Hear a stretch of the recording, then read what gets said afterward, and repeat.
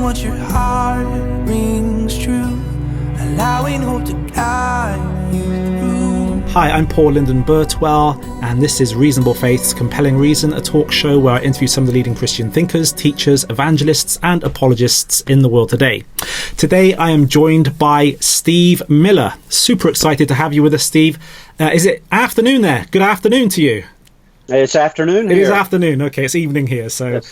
Good afternoon to you. So, Steve, for our UK viewers, please could you share a little bit about yourself and what your ministry exactly is? So I teach at a university.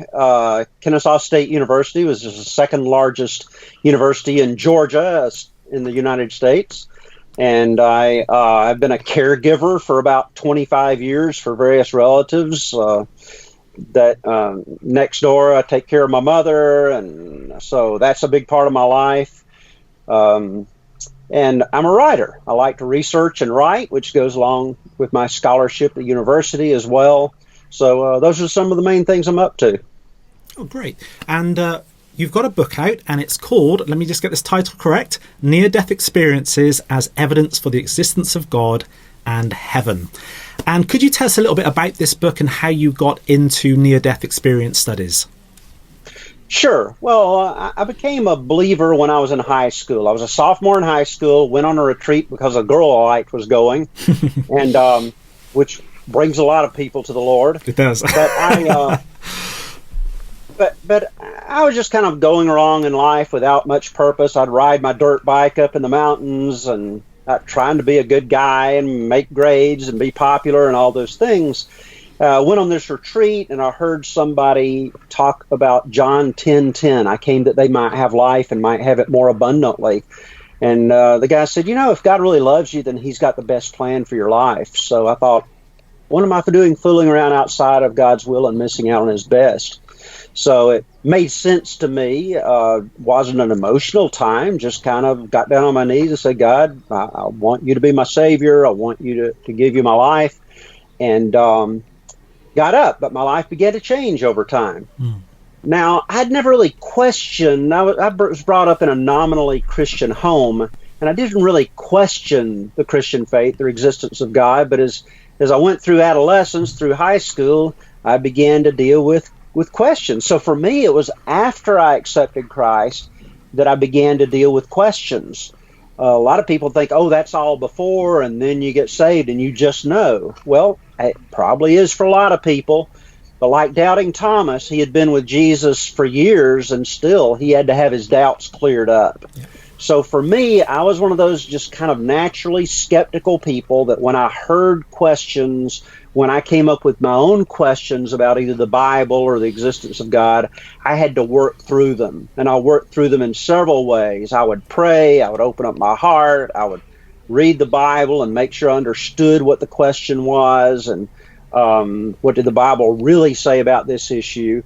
And then I would read pro and con. And not only that, I went to several different schools. I went to secular schools on the university level. I went to Christian schools. I went to 2 seminaries of different denominations because I wanted to hear all sides of things coming from people who believed in different ways. And that's basically had to work through my doubts. Okay, so how does that get to near-death experiences? And all that time, I studied a lot of apologetics, read a lot of atheists and people on all sides. But I'd never been confronted with these experiences, like near-death and deathbed experiences. Oddly enough, I just thought that when people claim to have experiences, well, hey, that's something that they went through. What possible apologetic value could that have to my life? You just got to trust them.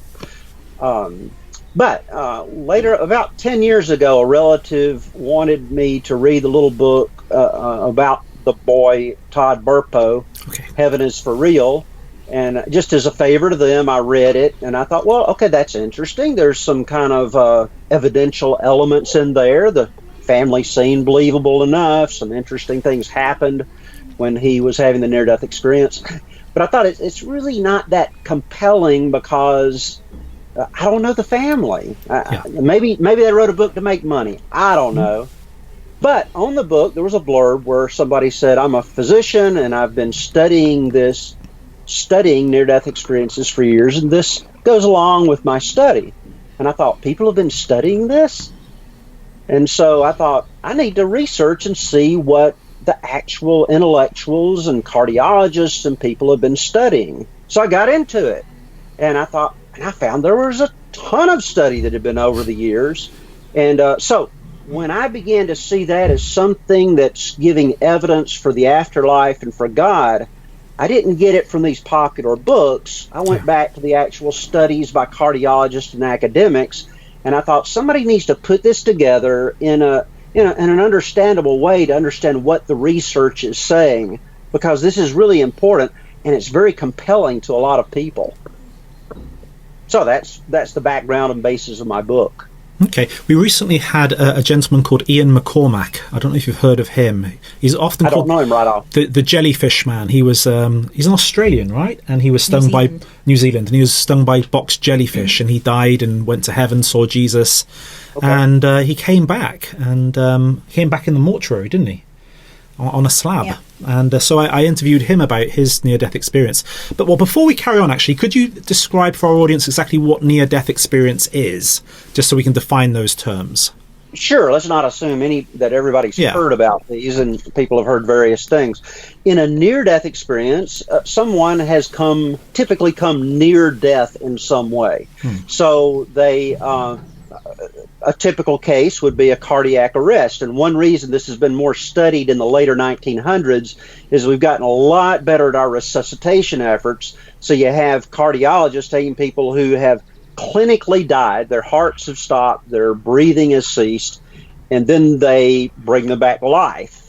And so typically physicians won't hear anything because their patients won't tell them about their experience. They're afraid people will think they're crazy, or they may, put them in some kind of institution if they start talking about these things.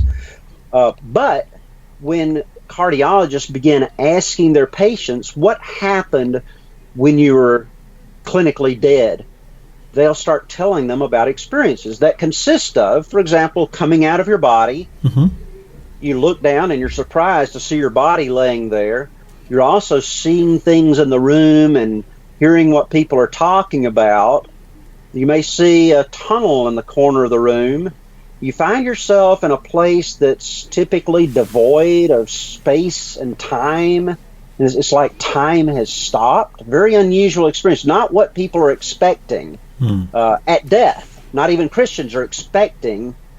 If you're expecting to die, you think you're going to die and come before God at his throne. Or if you believe the popular conceptions, you're going to be in some line waiting to get in and talk to God, okay? So this is not expected by Christians or unchristians. I don't know why people say, oh, it's just people's expectations. But you may go through that tunnel, see a beautiful landscape, colors you've never seen before, awe-inspiring beauty. You may meet with a being of light, which Christians call God. You may see Jesus. You may have your life reviewed. And then often people will come to a point where they realize, if I go past this point, I'm going on to heaven. It's almost like this was a vestibule to heaven. It's the other side, but you're not finally in heaven. And so sometimes there's a conversation about, should I go back or not? Usually people are saying, no, I want to stay here. I don't want to go back to that life. I certainly don't want to be put in that body again that's all full of pain and just had a heart attack. But typically God or Jesus or someone will say, no, your time isn't through. You need to go back. And then you wake up and the cardiologists are saying, whoa, great, we got him back. And you're thinking, oh no, I'm back in the body. And that's exactly what happens in many cases. So that's the near-death experience. A deathbed experience, which I'm following up on now, is prior to a person's actual final death. Let me back up and say near-death experiences, probably 4% to 6% of the population claims to have had them. That's like 1 out of 25 people.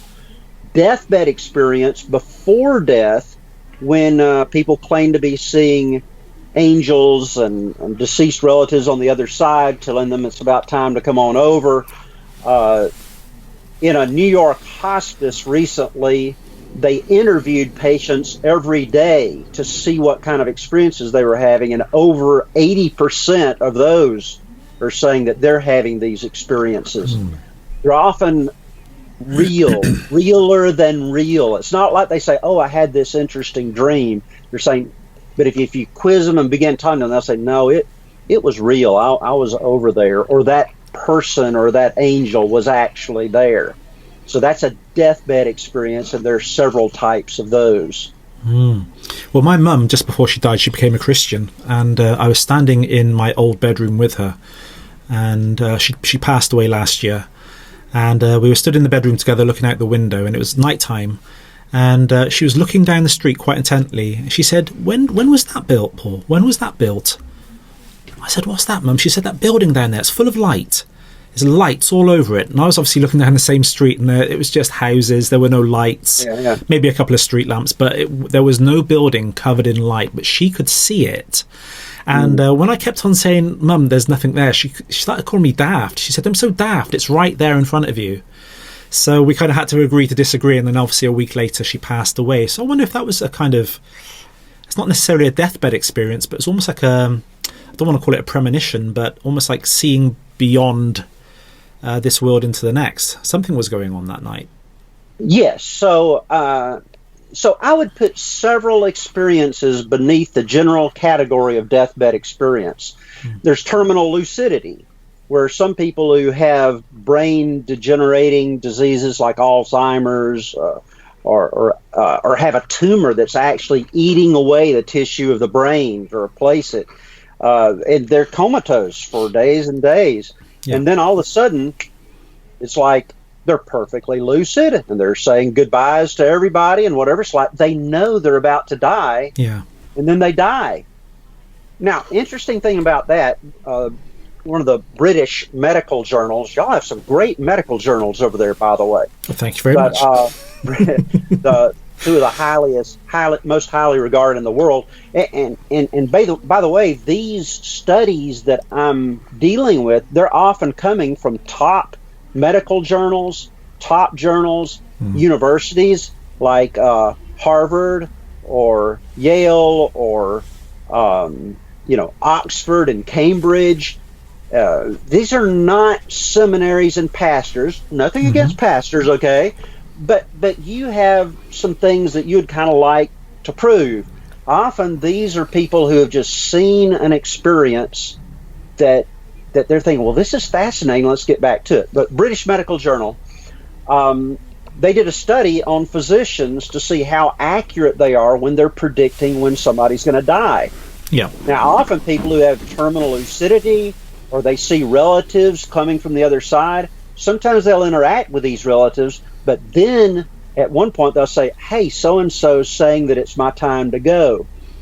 Well, then typically the person goes within 24 hours or so.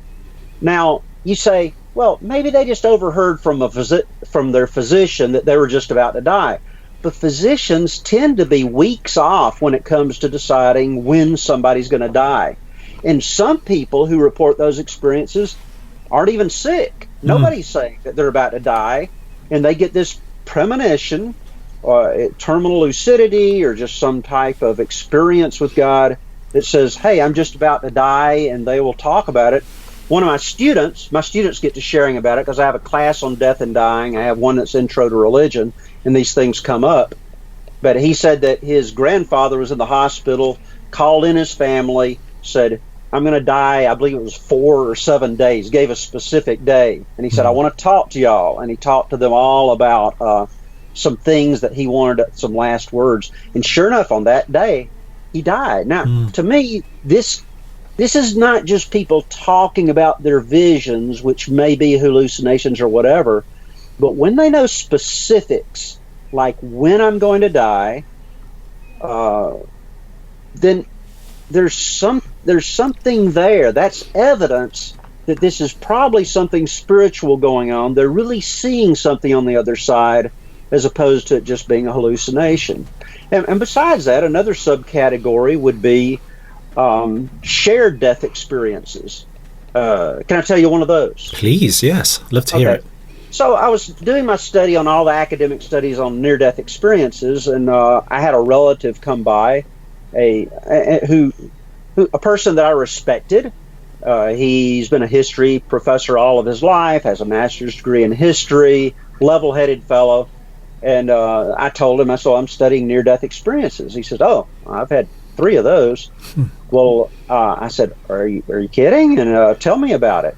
Well, one of them was this. It wasn't really a near-death experience. It was a shared death experience. He said, I was sleeping one night. It was like 3 o'clock in the morning, I believe was the time. He said, I felt like a heavy weight was suddenly on my chest, kind of like a person describes their heart attack. I said, wow, it was like a Mack truck just landed on me. And I came out of my body. I could see my body down below. I could see like a tunnel in the corner of my room. I looked down. There were 2 beings, like people down there, or angels or something. He said, then I went back into my body, woke up in a cold sweat, sat on the side of my bed. Immediately the phone rang, and a nurse on the other end from about 90 miles away said that my dad just died of a heart attack. Wow. Said he wasn't sick.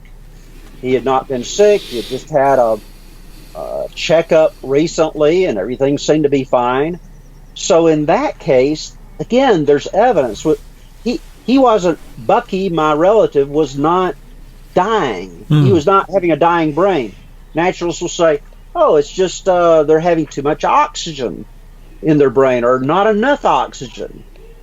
But Bucky wasn't dying. He didn't have a dying brain. This is another person experiencing the death of another who might have been 90 miles away, having no idea. You say it's expectations. Bizarre. He wasn't expecting him to die. So to me, just looking at it intellectually as a skeptic myself, it's like, wow, there is another side. There are things that they're getting from the other side that they couldn't have known otherwise. Yeah, I had an experience, not exactly like that, but when I was in my early 20s, I woke up one morning, and I'm usually a joyful person. I don't, thankfully, thank the Lord, don't suffer with depression or anxiety or anything like that. And I woke up in my early 20s, and I felt really depressed. And I was living with my sister at the time, and I said, Kim, I feel really down today. She said, well, that's not like you. I said, I know. I just feel really down, really depressed, and I couldn't shake it. And I think it was later on that day, our parents came round, and they said they just found my granddad, and he died of a heart attack in his bed. Wow. And so I didn't have that kind of experience of seeing the tunnel of light, but I felt this great depression and this great sadness upon me that I couldn't explain until I heard that my grandfather had just passed away. So I can kind of relate to that to some level. I mean, it's very strange, isn't it? It really is. But I think the reason it's so strange is because throughout the 1900s, naturalism became in many people's minds connected with science. Naturalism is just a philosophical view that says that everything can be explained naturally. Now, in such a situation, we become embarrassed to talk about things that seem supernatural because it doesn't fit in with the naturalist paradigm. Yeah. And so with both of these experiences, near-death and deathbed, in Western culture, we don't talk about them. Now, the Southern Hemisphere, and you go further east, and people will talk about them. They're just natural parts. We think they're strange, and we won't talk about it. In fact, Lee Strobel, if you read, he's one of the great apologists today, who was an atheist, became a believer after studying out the Christian faith. But in his book on miracles that came out within the last few years, he's got a chapter where he talks about being embarrassed by the supernatural. And he tells an experience where he was, 14 or 15, I don't remember the age, but he had a vision about his future. And he said, in all my apologetic talks and all my talks with Peppers, I hardly ever talk about it. And I thought, why? Well, obviously you don't want people to think you're crazy. But what if we find out that these experiences are really quite normal? And I think that's what my study of near-death and deathbed experiences has shown me, is these are common. I mean, it's likely going to happen to me and you if we have a lingering death, that we're going to be saying, hey, I'm actually seeing the other side. And we're going to believe that it's not just a dream, that this is real. And I think one of the exciting things about it is if you're not the researcher type, just start talking to your family, start talking to your friends. And what I'm finding with my students, I'm not even out there trying to gather testimonies, but when I'm in an academic setting and I mention, hey, I'm studying near-death experiences, or I was writing my dissertation on deathbed experiences, inevitably some academic or somebody will pull me aside and say, let me tell you about what happened to me. And then you find out this is everywhere. It's everywhere, yeah. But we've been embarrassed by the supernatural, and we've let naturalism make cowards of all of us. So when you tell about your experience, you're a little bit hesitant because we're not used to expressing those things, even as a pastor. I mean, I was introduced to this when I was about 17 years of age, and I had a friend whose dad was not a believer in Jesus. He wasn't a Christian.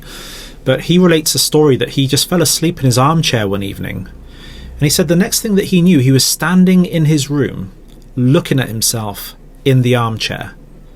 And he said that he began to panic. He was so frightened. He began to call out to his wife. I think his wife's name was Cheryl at the time. He was shouting out to Cheryl, Cheryl, come and help me, come and help me. And she couldn't hear him, of course. And he just said, I was in an absolute blind panic. I did not know what to do. And he said, the next thing, I woke up. And he said, it was not a dream. He said, I was out of my body looking at myself, whether I was asleep in the chair or whether he had passed away in the chair. I guess he doesn't know. But something happened to him.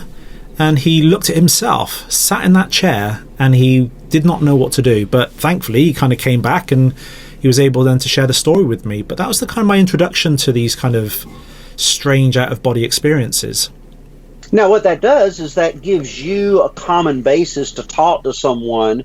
And I don't know the trajectory of his spiritual life after that. But there are a lot of people, their friends I'll talk to that seem very secular. And yet they'll say, oh, boy, let me tell you what happened when my mom died.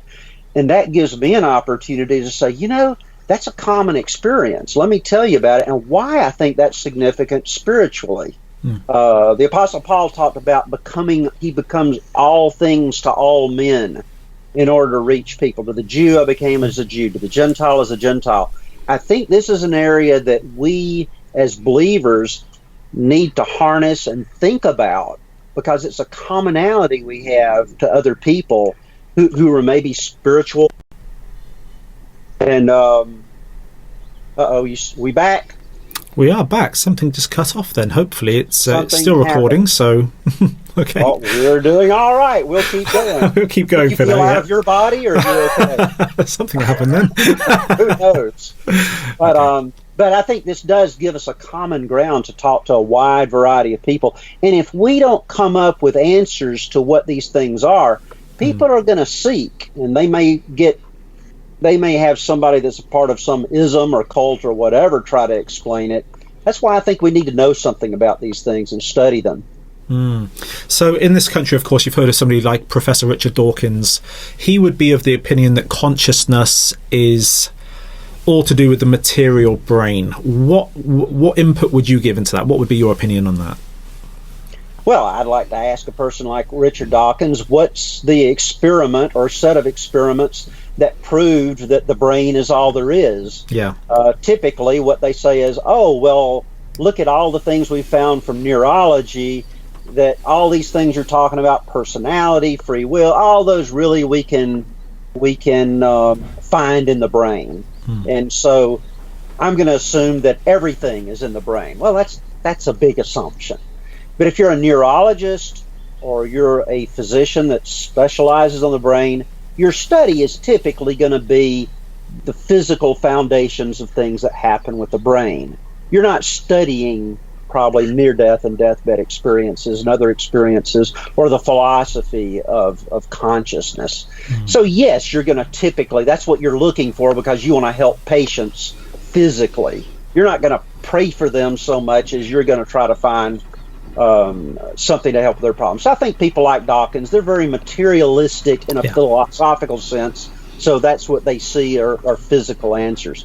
I just say if you begin looking into phenomena like near-death and deathbed experiences, they begin to give evidence for something that's going on beyond the physical.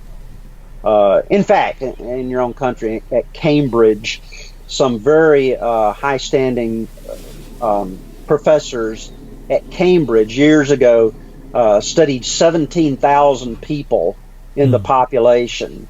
Dr. Sidgwick and his wife, and then others, some associated with Oxford as well.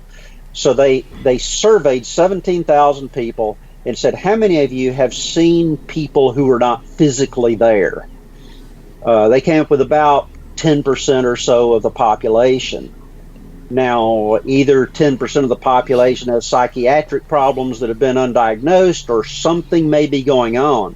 Yeah. The highest category of people under that 10% were people who had crisis apparitions, which means, like in your case, somebody was dying that you may have not even known was sick, and you saw them after their death as if they were coming to say goodbye. Yeah. Or you had some very strong impression of that person before they died.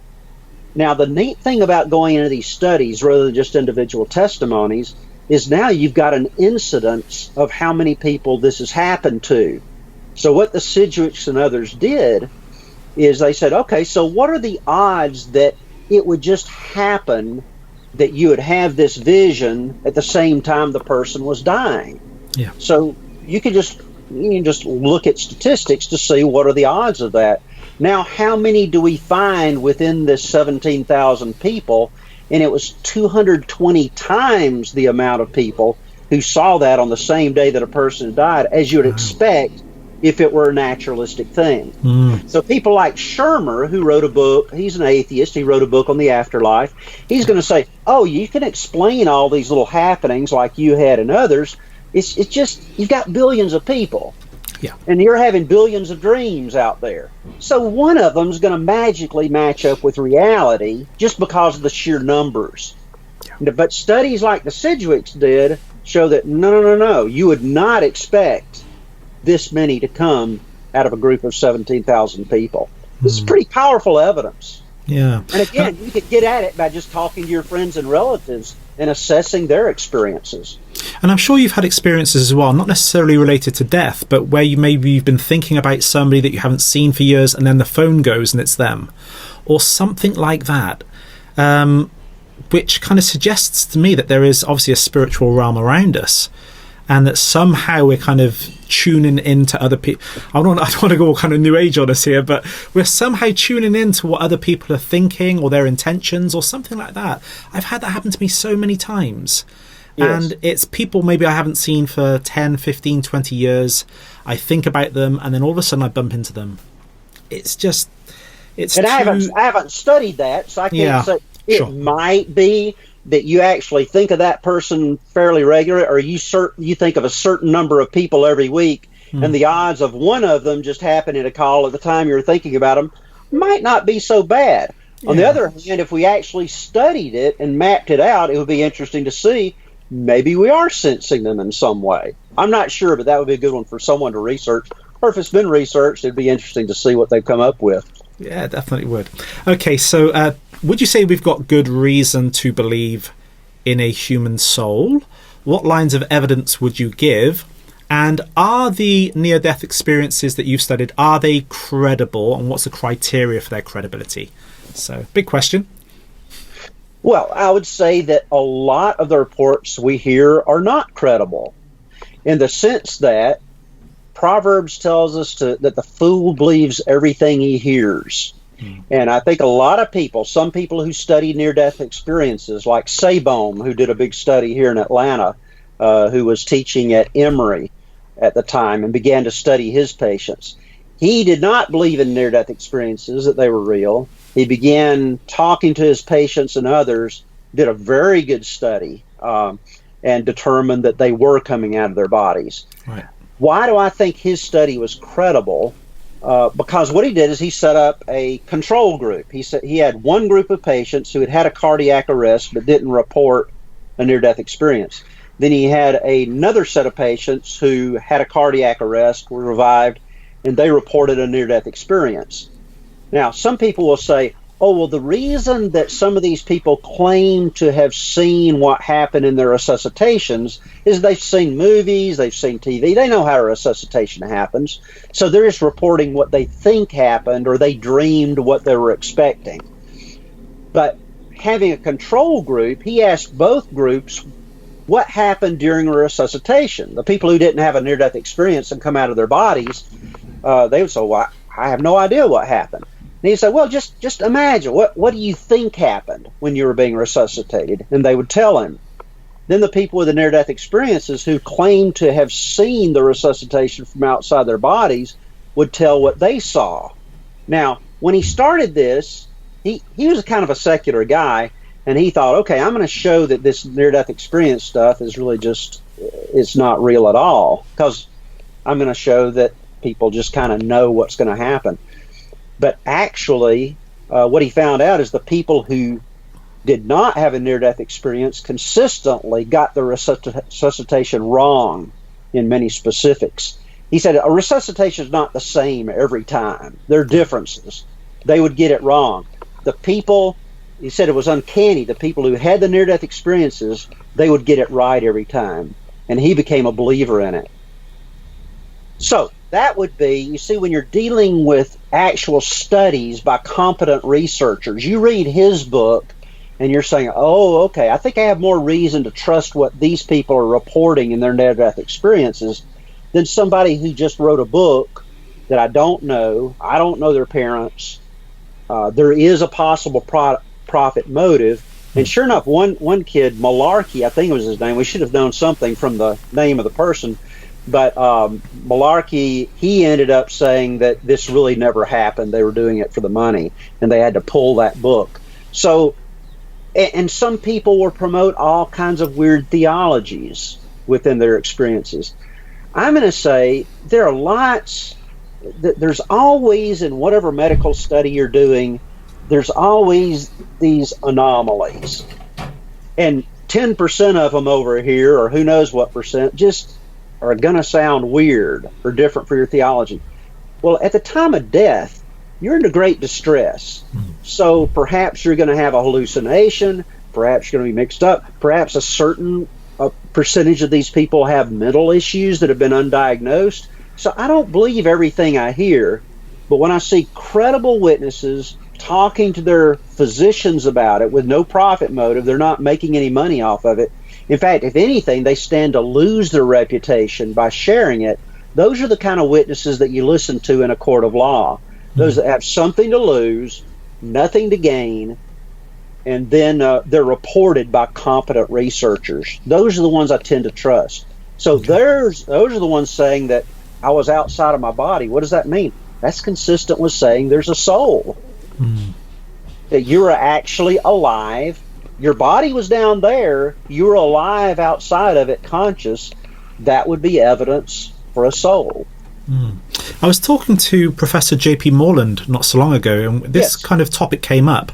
And I think it was either J.P. Moreland or Professor Habermas, but I think it was J.P. Moreland, and he said that on one occasion there was a report of a family sitting around the bed of the loved one as they were dying, and they saw the... Are you still there, Steve? I'm still here. We just had a funny moment again. And they saw the person sit up in bed and then disappear. But what they saw sitting up in bed wasn't the body, it was the soul of the person. Have you ever heard of such a thing? Yes, and that would go under the category of a shared death experience. So that some people are around a dying loved one, and I'm not sure the incident of this. Dr. Moody reports some of them. But you'll have a family sitting around and a person dies, and they'll actually see the scene of the person coming out of their body and going into a place of beauty, and like their eyes will be big as saucers, and they'll say, "Oh my goodness, did you just see that, or was it just me?" No, I saw it too. What did it look like to you? And there's a sense of corroboration there. So that is a shared death experience, and there are many incidences of these. Wow. So for our viewers today, I know our viewers just want to hear some stories, some amazing stories of kind of near-death experiences. If you were to pick two, what would be the two most kind of outstanding, credible stories that you've heard? What would you share with our audience today? I'd say, first of all, I don't put my trust in just one or two incidences, which may later be shown to be false, fraudulent, or oh, we thought we knew this and this. So I don't like to put my trust in those. if you begin to study these, you're just going to find tons of them, and some of them likely even among your friends and family. So, but let me read you one. This one's one of the most interesting to me, coming from my book. I want to read it and make sure I get it right. But Pam Reynolds, in fact, if you go on the web, you'll see some news reports of her experience, which give you some visuals, which really help you to understand how this is. And Dr. Sabom, who taught cardiology at Emory, he's the one who first began to research this when he reported it on his second book on near-death experiences. Okay. So is this your book you're reading from? It is. Could you hold it up to the camera, show our viewers, so they know what to buy? Yes. There we go. Okay, so I highly recommend this book, Near-Death Experiences as Evidence for the Existence of God and Heaven. There we go. And you mentioned J.P. Moreland. He uses it in some of his classes at Biola, and so and what I try to do is to document this thing really well at the end, so that you can see where I get these stories from, where I get the studies, and you can carry on your own study. But I wrote it in a very common way that I think anybody could understand it. So Pam Reynolds. Okay, so Pam Reynolds underwent a risky brain surgery that was unusual. It required lowering her body temperature to about 50 degrees Fahrenheit, draining all the blood from her head by 3 primary tests: a silent EEG, unresponsive brainstem, and no blood flow to the brain. She's clinically dead. Okay, in that situation, you're not thinking. No. I mean, from a physicalist standpoint, your brain is dead, okay? It's finished, yeah. So by those 3 tests, she's dead. Yet, after the surgery, the patient reports she was very much alive during the surgery, viewing the procedure from outside her body. She described in accurate detail a conversation that transpired during the surgery and the specialized instruments used by the surgeons. In fact, she said one of the instruments they were using looked kind of like, I believe that she said, a toothbrush, and it was like this and that. Sabom wasn't familiar with the instrument that was used, so he sent off to the surgeon and said, okay, show me what these look like. And sure enough, that's what they look like. She described accurate detail. Even if her vivid, conscious, out-of-body experience took place prior to the draining of her blood, see, a lot of skeptics will say, no, wait a minute, this experience probably happened while you were waking up from the cardiac arrest or while you were going down. We just thought it happened. But you could tell when these things happened and that she couldn't have actually experienced them because her eyes were taped shut. She was deeply anesthetized, and 100 decibel clicks assaulted her ears over 10 times per second to monitor her brainstem activity. So this is all documented. So how could she have heard something that was going on? How could she have seen it? Her eyes were covered. There was only a small surgical area open on her head where her entire body was covered.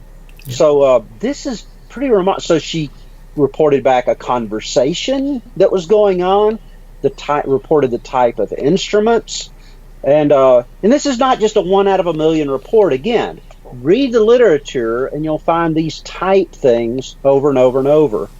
That was one. Okay, let me give you an example of a deathbed experience. This one was reported by a physicist who, let me see if I've got it right here. But a physicist who was knighted because he was so prominent. But he just said, here, I've got it here. Losing my place.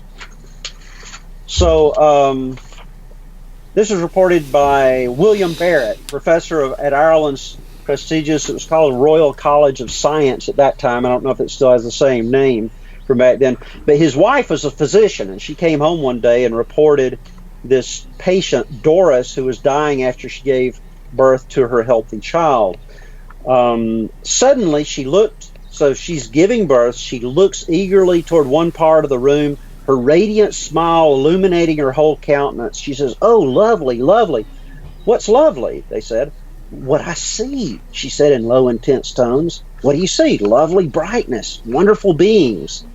His wife said it's just difficult to describe the sense of reality conveyed by her intense absorption in the vision. Then seeming to focus her attention more intently in one place for a moment, she exclaimed, almost with a kind of joyous cry, "Why, his father! He's so glad I'm coming. He's so glad. It would be perfect if only," and she mentioned her husband's name, "would come too." Her baby was brought to her to see. She looked at it with interest and then said, "Do you think I ought to stay for baby's sake?" Then, turning toward the vision again, she said, I can't stay. If you could see what I see, you'd know you can't stay." Now, so far, this could be just a vision, right? I mean, or a hallucination that's happening. And how could she have known for sure she was going to die? Well, that's interesting that she knew. That's kind of the premonition thing. But what happened next throws a bit of a curve into the naturalistic hypothesis, because her sister Vida had died 3 weeks earlier, and everyone had kept the news from Doris in order to not upset her. But on looking at the same place again, she said, with a rather puzzled expression, "He has Vida with him." So she saw her deceased dad, then she saw her deceased sister, who she didn't know was deceased. And she said, "He has Vida with him. Vida is with him. You want me to come, Dad? I'm coming." And then she died. Now, this is not a pastor looking at it. Again, nothing against pastors who might be eager to report something like this. This was a great physicist and his wife, a physician, both trained in the physical sciences. And they're saying, this just seems like something that's better explained by a spiritual hypothesis than a naturalistic hypothesis. How would she have known that her sister was over there? How would she have known she was dying? And this physicist, he actually studied these all of his life and wrote 2 books, actually 3 books. One was published posthumously to explain these.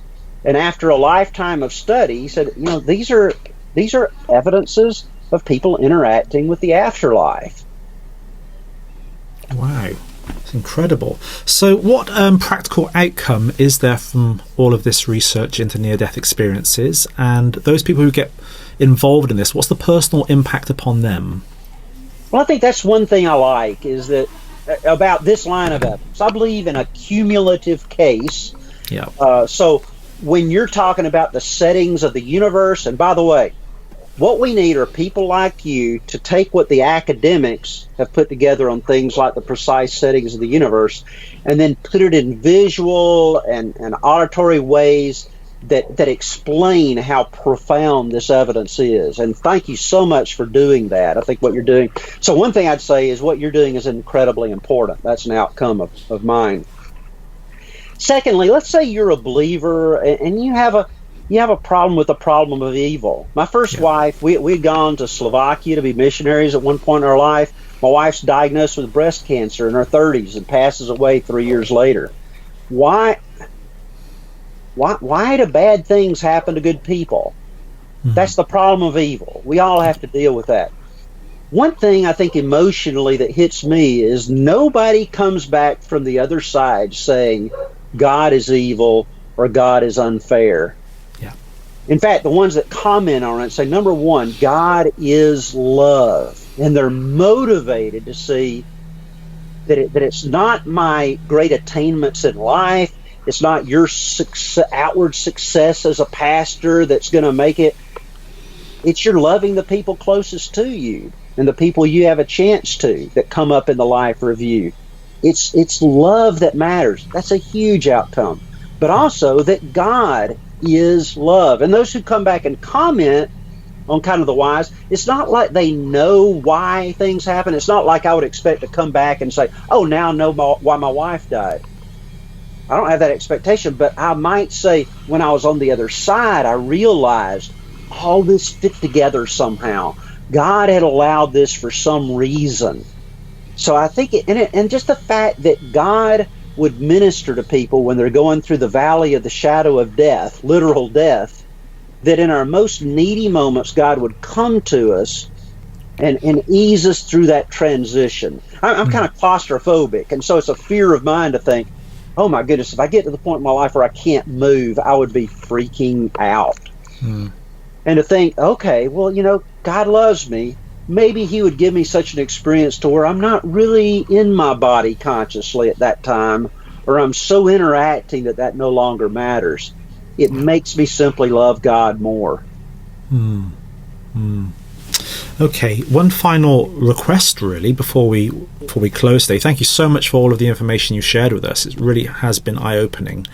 And if people want to get hold of your book, by the way, can they get it on Amazon? Is that the best place to find it? Yes, they can. And if they don't have enough money, I'll send you a PDF and you can send them stuff if you have people requesting it. I just want to get the information out there. I think it's quite powerful. And I do want to say, with my students in my religion class, I have a little book called Faith That's Not Blind, where I give synopses of about 12 or so arguments for the existence of God. And I ask them, which are the most powerful for you?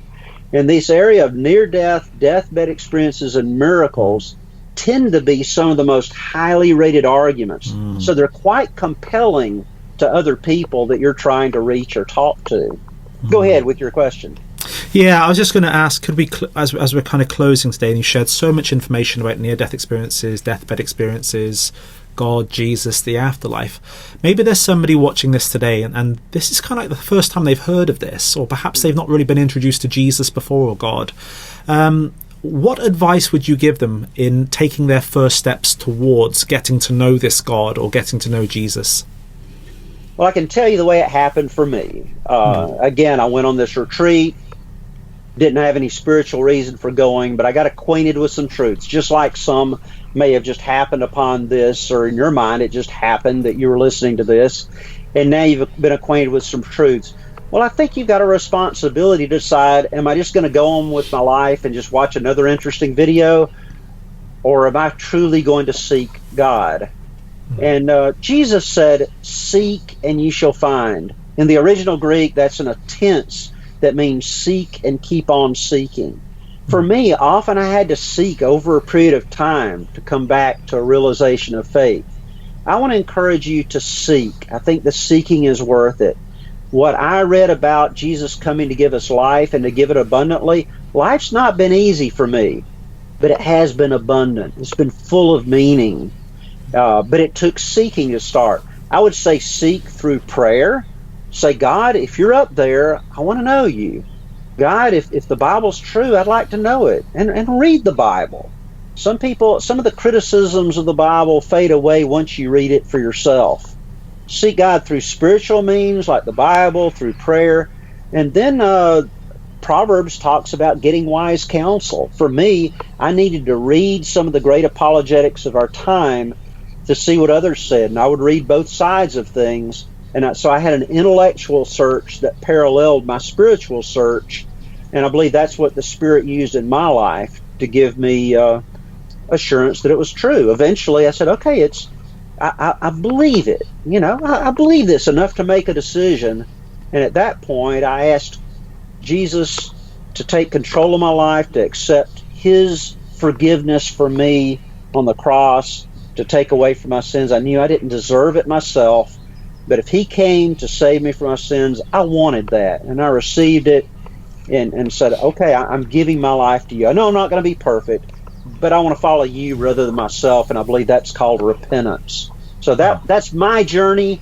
If my journey can help you further, you can get in touch with me, get in touch with Paul, and we can tell you what we found from our experience.